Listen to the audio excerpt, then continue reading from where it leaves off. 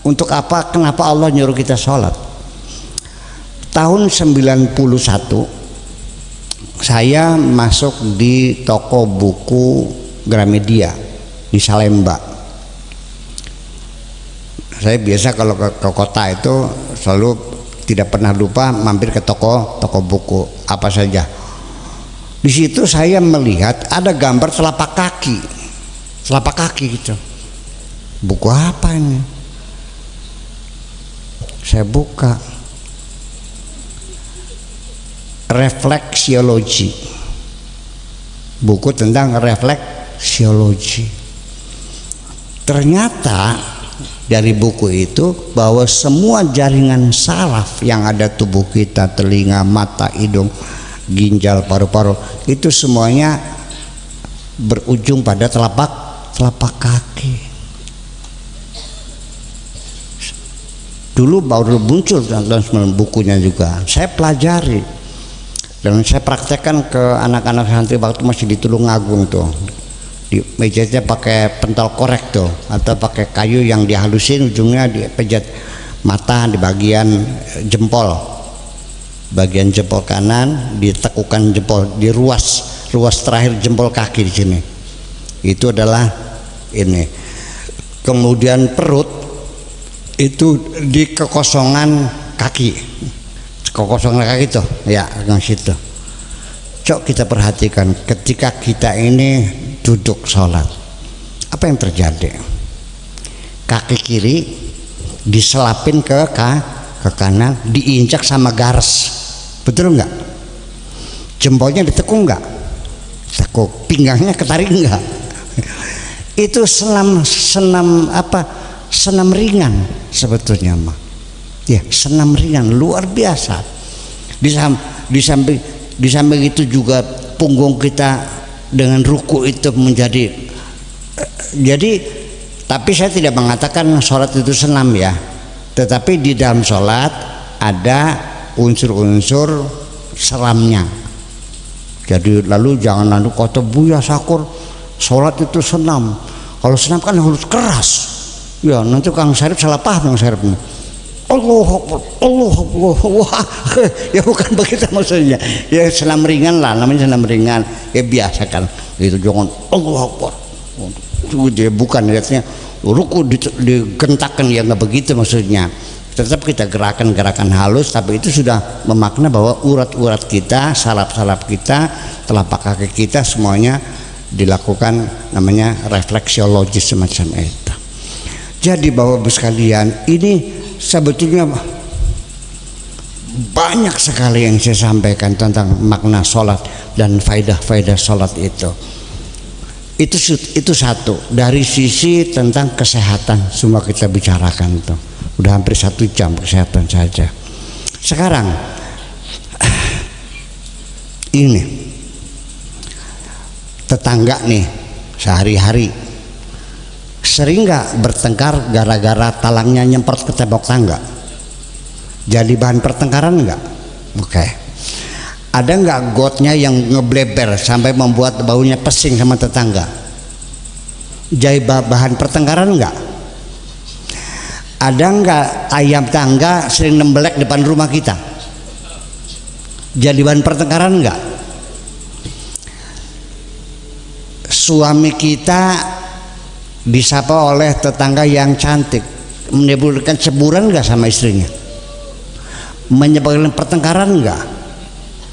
Jadi artinya kita dalam hidup bermasyarakat itu 1001 macam sebab yang membuat kita sering bertengkar satu dengan yang lain.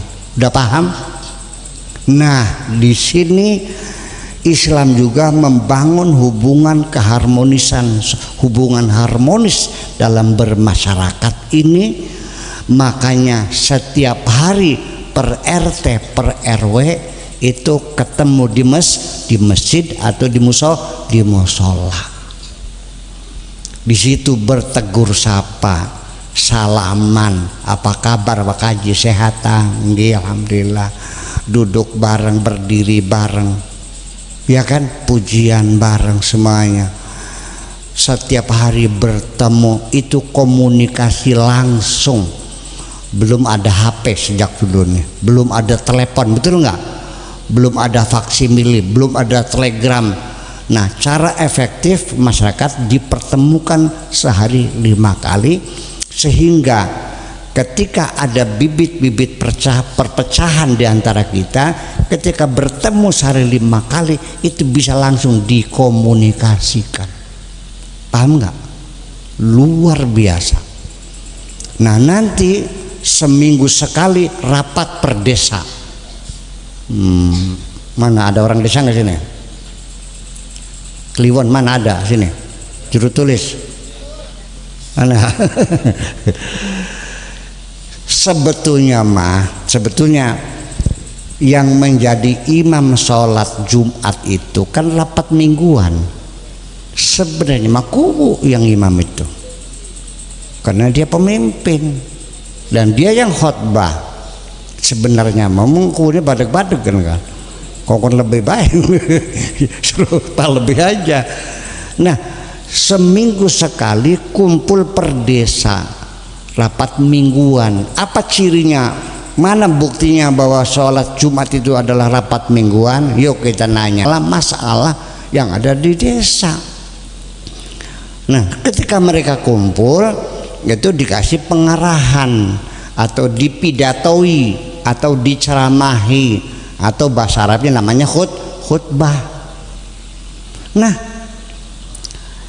sebelum sholat dikasih pada ceramah pertama, di situ khatib menyampaikan sambutan dan melaporkan hasil pembangunan desa minggu yang kemarin, dari Jumat sampai Jumat apa yang dilakukan, laporan bahwa minggu ini kita baru selesai memperbaiki gorong-gorong yang menyempit sehingga menyebabkan Pulau Cangak kebanjiran terus nih.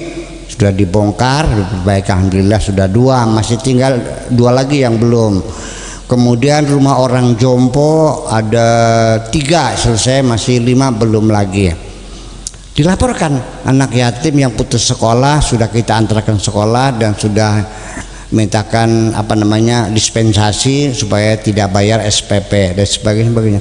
Yang sakit melahirkan sudah sehat, dilaporkan. Itu namanya tausiah bittaqwa, itu begitu. Bukan kalimatnya usikum wa iya ya bittaqwa Allah, paham ketika Quranku. Iya, ketakwaan itu begitu, kesejahteraan, kedamaian, kebersamaan, menanggulangi itu yang namanya bertakwa, bukan usikum wa iya bittaqwa Allah. Pribet mana beli paham-paham mereka. Ngereket kadang-kadang kok. Iya, beli paham-paham baik. Ya itu ketakwaan. Orang yang sakit nggak ada obatnya, itu patungan. Bagaimana? Kan mumpung kumpul tuh kotaknya tuh ada sedekah desa ngomongnya kan gitu. So kalau sakit so pulang yang 5.000 10.000 untuk bantu teman kita yang sakit. Itu namanya ketakwaan. Orang sakit diobati, yang goblok diajarin, ya kan begitu.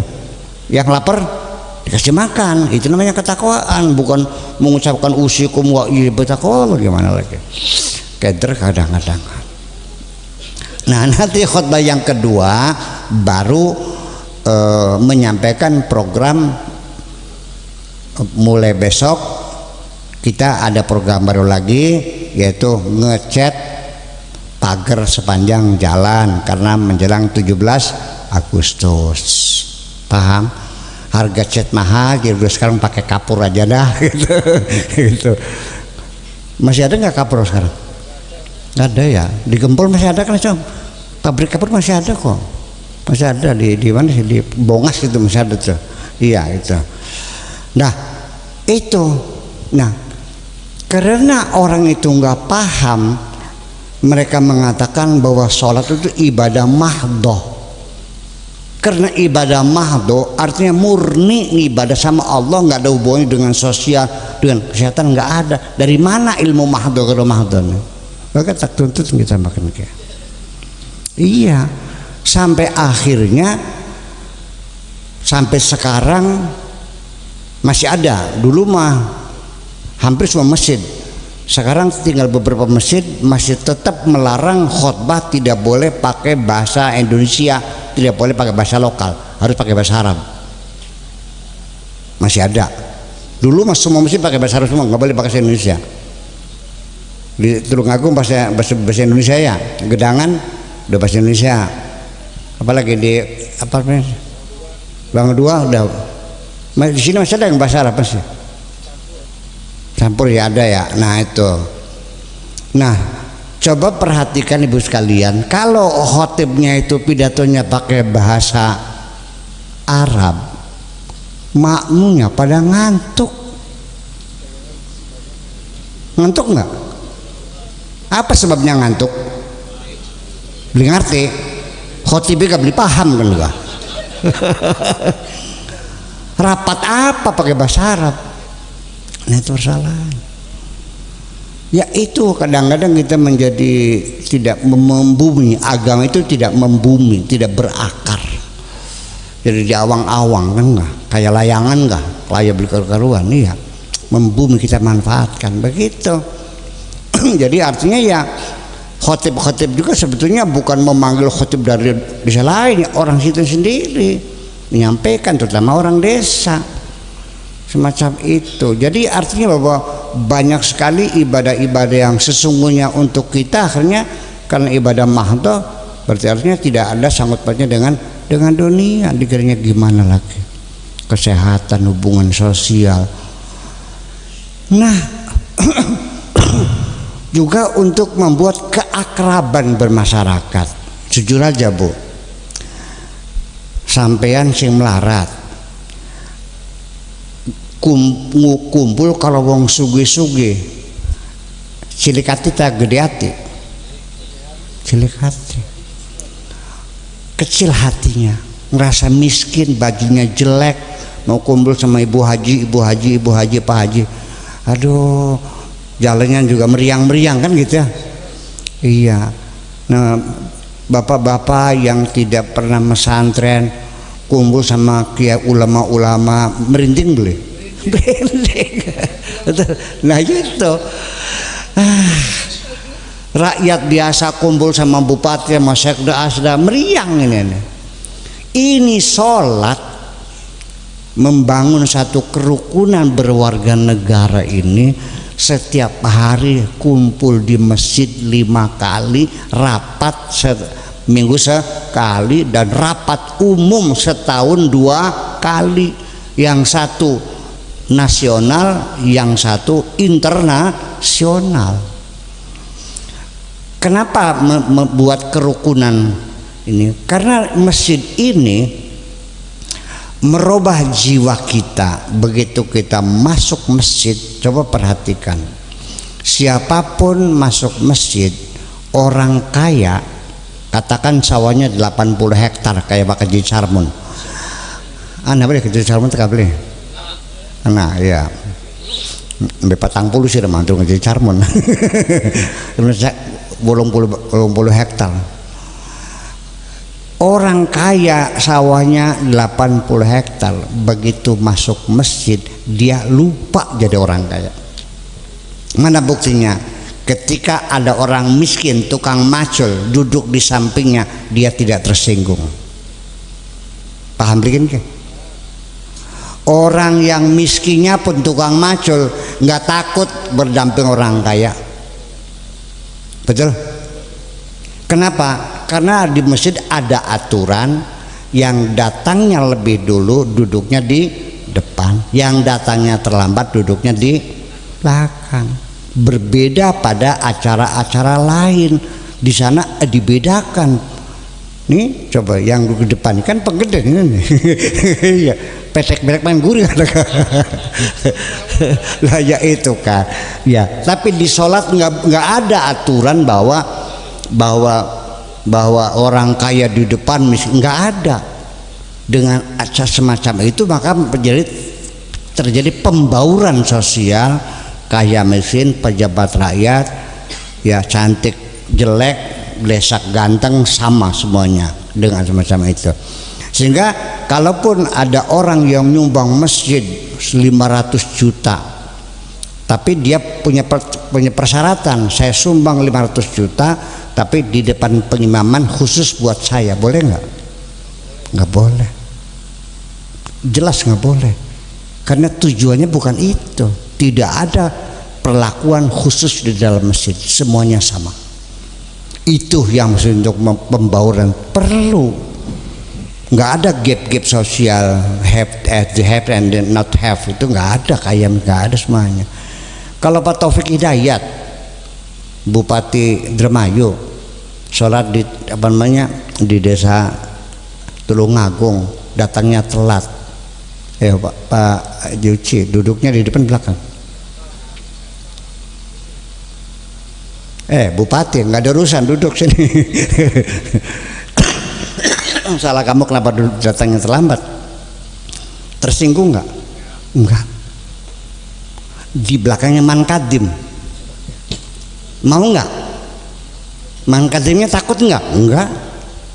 Salah sirah dewek, kenapa tekannya kari? Cuek aja kan gitu. Coba ketika bersujud, ubun-ubunnya Pak Taufik Hidayat ke sujud, Mankadimnya sujud. Coba lihat dari atas, ubun-ubunnya bupati di bawah telapak kakinya Mankadim. Betul nggak?